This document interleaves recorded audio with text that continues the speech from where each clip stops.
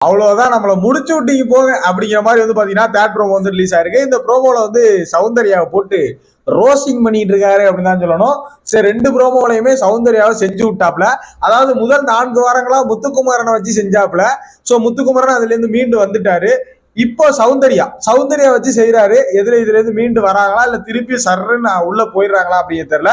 But ஆனா உண்மையான ஒரு விஷயம் என்ன அப்படின்னா, பக்கா ஸ்ட்ராட்டஜியோட வந்த ஒரு ஆள் இந்த சீசன்ல வந்து பாத்தீங்கன்னா ஒண்ணு முத்துக்குமரன், இன்னொன்னு சௌந்தர்யா தாயா.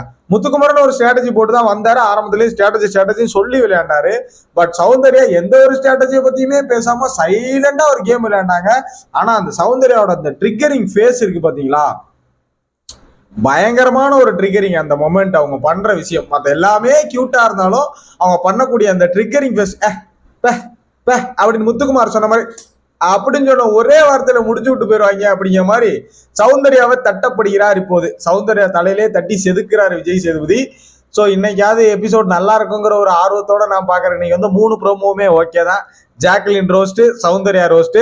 பட் கடைசியில விஜய் சேதுபதி அவர்கள் வந்து மகாராஜாவா பாரி நம்ம சாச்சனாவுக்கு ஒரு பாராட்டுகளை கூட்டிட்டு போயிட்டாருன்னா என்ன நடக்கும்னு யோசிச்சு பாருங்க. ஸோ சௌந்தர்யா ரோஸ் பண்றதை பத்தின உங்களோட கருத்துக்கள் என்ன? ஏன்னா ஆல்மோஸ்ட் இங்க இருக்கிறவங்க யாருக்கெல்லாம் அது பிடிக்கலன்னு சொன்னா மொத்த பேரும் கையை தூக்கிட்டாங்க. சோ டக்குனு இது புள்ளி பண்ற மாதிரி இருக்கு அப்படிலாம் நம்ம வந்து பேச முடியாது. சௌந்தர்யாக்குன்னொன்னே உடனே 4 பேர் முட்டுக்கட்டையை தூக்கிட்டு வந்துருவாங்க. உடனே சௌந்தர்யாக்குன்னொன்னே இதே முத்துவுக்கு பண்ணியிருந்தா பேசுவீங்களே, இல்ல வேற யாருக்குன்னா புள்ளி பண்றாங்கன்னு சொல்லியிருப்பீங்க, கார்னர் பண்றாங்கன்னு சொல்லியிருப்பீங்க அப்படின்ட்டு.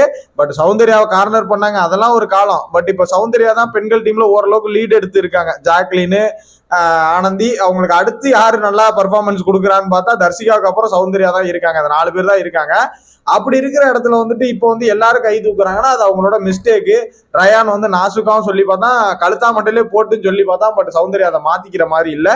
ஸோ இதுக்கப்புறமாவது மாத்திப்பாங்களாங்கிறத பார்ப்போம். சௌந்தர்யாவோட கேம் எப்படி இருக்க போகுதுங்கிறத வெயிட் பண்ணி பார்க்கலாம். ஸோ தொடர்ந்து அப்டேட்ஸ்கள் வந்துகிட்டே இருக்கு. மறக்காம வீடியோக்கு லைக் கொடுத்து நம்ம சேனல் மறக்காம சப்ஸ்கிரைப் பண்ணிக்கோங்க. நெக்ஸ்ட் வீடியோ தேங்க்ஸ் ஃபார் வாட்சிங். பாய்.